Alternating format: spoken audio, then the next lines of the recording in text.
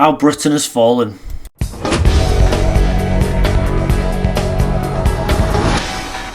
Liz Truss was in Budapest speaking at a conference, and she actually gave a pretty decent speech. I'll show you a clip of it in a bit. Centred around free speech, around how people used to try and leave Eastern Europe to go to the West to get away from Russian influence so they could have free speech. Now it's the other way around, isn't it? The US is considering offering asylum to British citizens to get out of this country.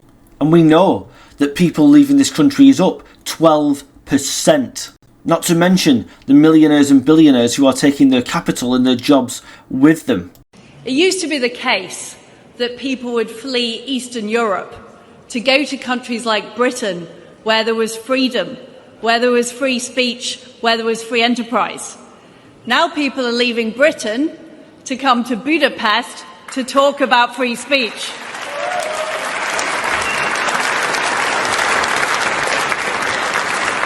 And the reason for this is that unbelievably, people are being locked up in Britain for speaking out in public.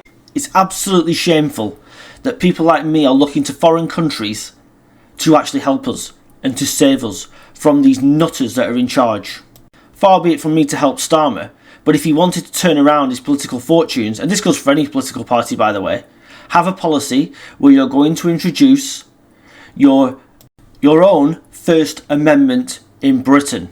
The Americans' First Amendment says, Congress shall make no law respecting an establishment of religion or prohibiting the free exercise thereof or abridging the freedom of speech or of the press or the right of the people to peaceably assemble and to petition the government. In other words, you can say what you want. You have freedom of expression.